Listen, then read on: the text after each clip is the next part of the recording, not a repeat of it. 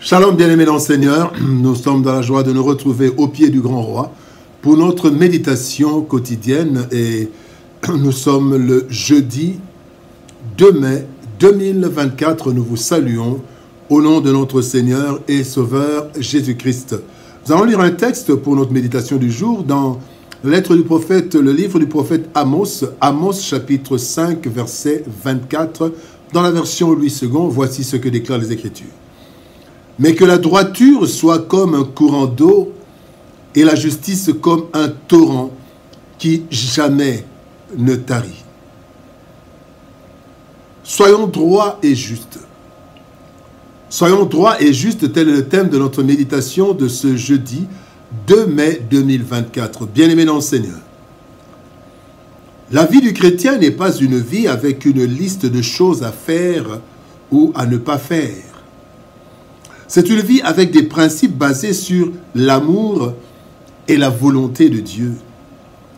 Cette vie à multiples objectifs temporels et éternels doit se vivre librement et en toute conscience, sans contrainte.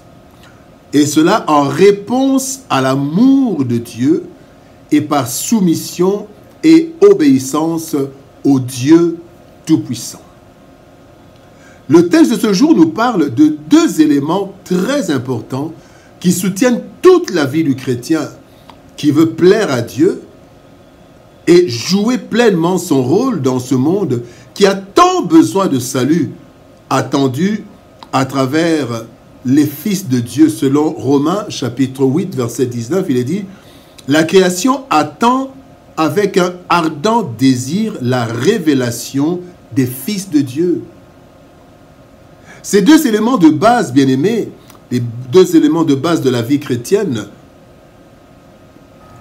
influente, et ces deux éléments pour une vie chrétienne influente, c'est la droiture et la justice.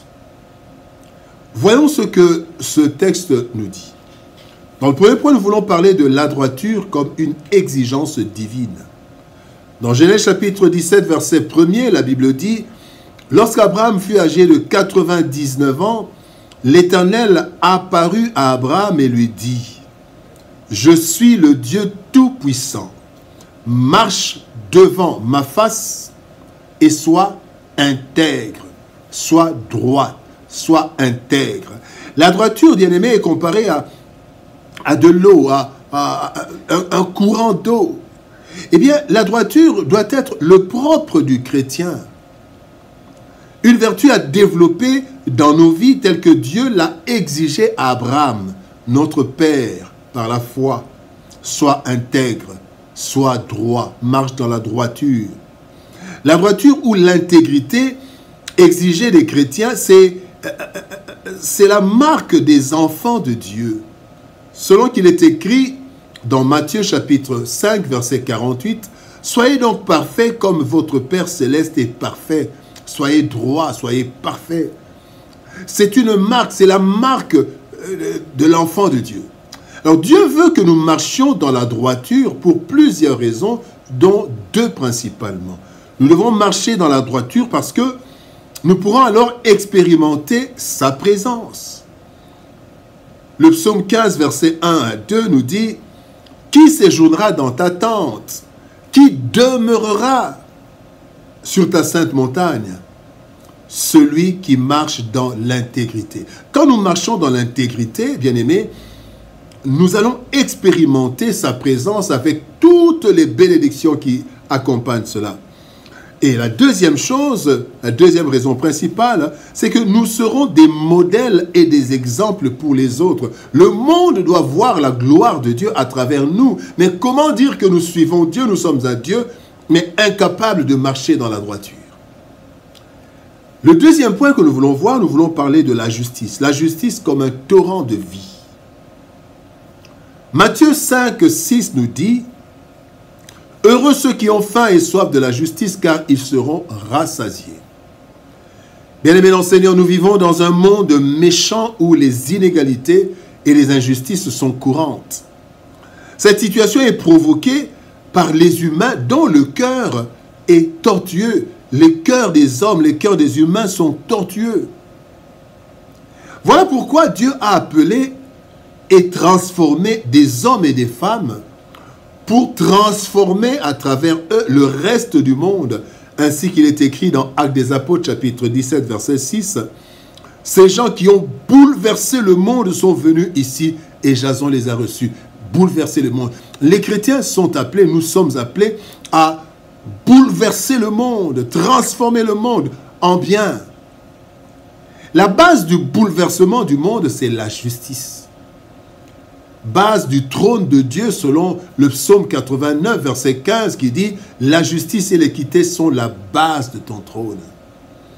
Nous devons établir ou rétablir la justice partout où nous sommes, en commençant par nos foyers. Souvent, nous voyons les gouvernants, nous voyons les politiciens, le système judiciaire. Mais est-ce que nous sommes justes dans nos maisons, dans nos quartiers, dans nos familles? Alors, commençons par nos foyers et allons jusqu'à l'échelle nationale dans la mesure de nos possibilités et de nos capacités. Cette justice doit s'étendre à tous les niveaux, car nous sommes tous créés par le même et seul Dieu. Nous respirons le même air et nous nous retrouverons tous devant le même Dieu qui rendra à chacun selon ses œuvres, selon Romains chapitre 2, verset 6, la justice. Le troisième point que nous voulons voir, parlons de soutien et appui efficace. Acte 1, 8 nous dit « Vous recevrez une puissance, le Saint-Esprit survenant sur vous, et vous serez mes témoins. À Jérusalem, dans toute la Judée, dans la Samarie, jusqu'aux extrémités de la terre. » La Bible nous dit dans Ésaïe chapitre 64, verset 5, « Nous sommes tous comme des impurs, et toute notre justice est comme un vêtement souillé. » Et l'apôtre Paul déclare de son côté, dans Romains chapitre 7, verset 19, « Car je ne fais pas le bien que je veux, et je fais le mal que je ne veux pas. » Partant de cela, bien-aimés, l'homme ne peut pas de lui-même vivre dans la droiture et pratiquer la justice. Ainsi, Dieu a résolu le problème dans la vie de ceux qui acceptent son Fils. Il est écrit, en effet, « La loi de l'esprit de vie en Jésus-Christ m'a affranchi de la loi du péché et de la mort. » C'est toujours Paul qui en parle. Ainsi, nous avons le soutien et l'appui du Saint-Esprit pour que par lui, nous puissions vivre la droiture et la justice. Voilà pourquoi le Seigneur Jésus-Christ a demandé aux disciples d'attendre le Saint-Esprit avant de commencer la mission. Acte 1, 4, la Bible dit, « Comme il se trouvait avec eux, il leur recommanda de ne pas s'éloigner de Jérusalem, mais d'attendre ce que le Père avait promis. » Donc le Saint-Esprit. Bien-aimés dans le Seigneur, soyons droits et justes.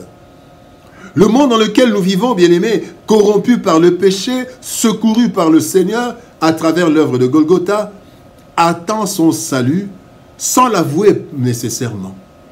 En effet, le monde a besoin de Dieu.